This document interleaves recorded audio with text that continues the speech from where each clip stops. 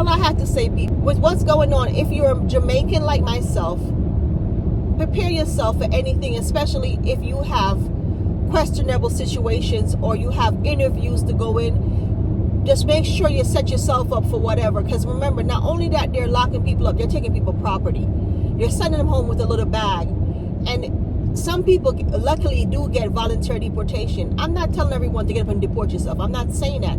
I'm just saying, if you know that you have an interview going in, because they're locking people up at their interview, they're not stopping at it. They're doing it to people regardless of people begging and pleading. I have a family, I have children. They're separating families, they're destroying families. And some people choose to leave their kids behind because they still do believe they will have a better life here even without them, and that's sad. You know, some parents will tough it out and say, no, I'm taking. I said, when you've had experience like myself where you pretty much been strip search and dig down and people telling, and I do remember days when I had a green card, how I felt. And that's the reason why I put in for my citizenship instead of a renewal. You know, being over 21 is not scared of returning back to their country anyways, because some of us, like myself, always had 1 foot in, 1 foot out. Always knew there was a day, you know, could be a day like this happening. I've always knew that from a kid growing up, because I've had people and family members that have been deported, been in situations. So I have an understanding of the system that it can happen to anyone, including myself. Am I sitting with those Haitians that came from Haiti pretty much did not see this one coming. Cubans did not see this one coming. Venezuelans did not see this one coming. Because a lot of those communities did vote for Trump. And it is what it is. They voted for him. Their family members, at least, because if you're legal, obviously you can't vote. So it has to be a lot of those people in that community assuming that will be better. They was told constantly this might happen, but nevertheless, it already happened. Now, easy, because they're telling them they have to leave by September. Come on now, you know how many people that is? 500,000 people. And they're making preparation by building these prisons for some of those reasons, you know. And there's going to be more prisons being built over the months probably, because if they decide that they're not going, it's going to be war in this place, civil war, because some of these people is not going to go anywhere. They're going to have to be doing worse than what they're doing now. If you're new here, welcome. And if you've been here before, welcome back. I'm happy I was born a Jamaican. And I wouldn't change it if I had another choice, because of the simple fact that I have somewhere decent to go back to. Sometimes we talk about Jamaica as if we don't like Jamaica, don't love Jamaica, but we all know the main reason why we talk about Jamaica like that. If we all could make the same money that we are making here in the States or Canada or wherever else, you know, foreign country that you make decent income, a lot of us would have went back home and stayed home. We would have never left in the first place. Some of us would, yes, will probably still leave. That's the truth. That's a fact. That's just human nature. Grass is always green on the other side, but that's not necessarily true. We all know that now, right? But when it comes down to the situation that a lot of people are still here in America illegal for the simple fact that they don't apply maybe 3-4 times to the U.S. Embassy, married, remarried. Some of them put in for asylum. Some of them try different things just to become a resident or a citizen and keep on getting denied. And if you live in somewhere and you cannot become a permanent resident or get a green card, become a citizen, and you know that for a fact that you will never get it, leave. Don't sit there, people. I'm not telling no one you must do this, but I do know that a lot of people right now that's being grabbed in this country and deported or locked up or whatever is people that been denied or waiting for an answer because they done tried so many different processes and it doesn't work. They petitioned so many times and it's still not working. Now you look at all these people from Haiti putting for asylum, they call them asylum seekers, Venezuela and a bunch of other South America people and other countries, a lot of other countries that's of war and all other things, done applied for asylum and, you know, getting their status adjusted in America and can't get it. Now you have over 500,000 of them that will have to leave the United States by now in September, right? Now they build this prison called Alligator Alcatraz. I think it's somewhere in Alligator Alley, somewhere down, south part of Florida. Be honest, a lot of the times we tend to forget that in life things happen. Now, a lot of people in some of these communities did vote for this man, hearing that he will deport a lot of these people. But they thought it was just going to be for criminals. It was going to be only for people that had criminal records or background or whatever. And it kept on getting worse and worse till it becomes even people with green card are being arrested, detained, and deported.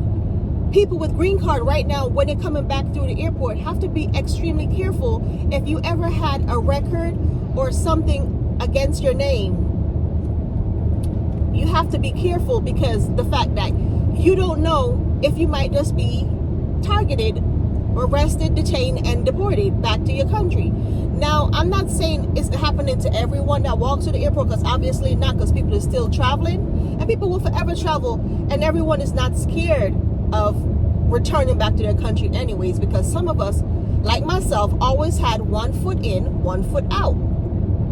Always knew there was a day, it could be a day like this happening. I've always knew that from a kid growing up, because I've had people and family members that have been deported, been in situations, so I have an understanding of the system that it can happen to anyone, including myself. Am I sitting up and worrying about it? No, I just feel bad for people because I'm human. And when you then have certain experiences, as far as like I did, coming through the airport, being searched, being people telling me, oh, you got to take this off, take that off.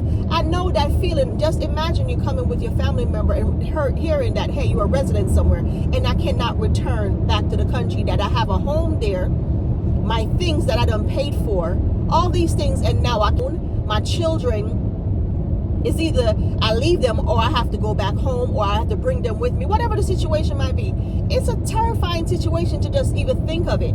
I don't even want to assume this could ever happen to anyone of my family, much less myself. But in life, things do happen. We all have to prepare ourselves for anything. Anything is possible in this land called America. Once you was never born in this country, it's a possibility you can be deported. And right now, I've heard of several situations where people was actually born in the United States and still being deported to countries that they never went to a day in their life or been a day in their life. Now, is it true? Is it a fact? I don't know. I'm just hearing the scenarios. I'm seeing this stuff also on the news. You get what I'm saying? And like I said, when you've had experience like myself, where you pretty much been strip search and dig down, and people telling you they're going to do this and do that. And I do remember days when I had a green card, how I felt. And that's the reason why I put in for my citizenship instead of a renewal. Being over 20-something years of being a citizen in this country, I still feel some type of way even when I travel through immigration, because I never know what to expect. Listen, I know I'm not doing anything wrong, but that feeling, once you had that experience, even when you become a citizen, you still get that little anxiety sometimes when you being stopped and questioned for foolishness, and you're like, I don't even know why they're stopping me, because you know darn well you ain't doing anything. But it is what it is. It's human being. All I have to say, people, with what's going on, if you're a Jamaican like myself, prepare yourself for anything, especially if you have questionable situations or you have interviews to go in. Just make sure you set yourself up for whatever, because remember, not only that they're locking people up, they're taking people property. They're sending them home with a little bag. And some people luckily do get voluntary deportation. I'm not telling everyone to get up and deport yourself. I'm not saying that. I'm just saying, if you know that you have an interview going in, because they're locking people up at their interview, they're not stopping at it. They're doing it to people regardless of people begging and pleading. I have a family, I have children. They're separating families, they're destroying families. And some people choose to leave their kids behind because they still do believe they will have a better life here even without them, and that's sad. Some parents will tough it out and say, no, I'm taking my baby with me. When they get of age, they could come back to the United States because they're done American citizen. But come on now, it's very sad for a young mother I've seen on the television saying that how they had her and she just had a C-section, and she's laying there with an infection in her tummy, and plus she breastfeeding, and wondering what's going to happen to her. Yes, it seems like she finally got deported or whatever, which was voluntary on her part, which I think that's the best thing for her, to leave on her own instead of getting sent home without her child. I'm not sure she even brought her child with her. But what I'm saying is, it's very hard to swallow as a human being, to watch these cases over and over again and not have something to say about it. And that's why I kind of like fight with my situation mentally. It's just because I have my kids and my husband, and people say, oh, this not happened to you. I get that, and I know that. But that doesn't stop me from feeling empathy or feeling some type of way watching these cases over and over again. And that's why I'm glad I was born a Jamaican, and I am a Jamaican, regardless. I might have came here as an immigrant, living and became a citizen. I'm still happy I'm a born Jamaican for those factors. So anyway, guys, if you come this far in the video, please consider liking, sharing, and subscribing. God bless. I'll keep in touch with you guys. We'll talk about this again and see what happened. And I'm sorry that this is happening to so many people, and it's a lot more. I feel like this is just the icing on the cake. There's a whole lot more to happen. It just keeps on getting worse and worse. And I've said in plenty of my videos that it will get worse before it get better. And I do hope the better come pretty soon, because I don't know what else to say. God bless.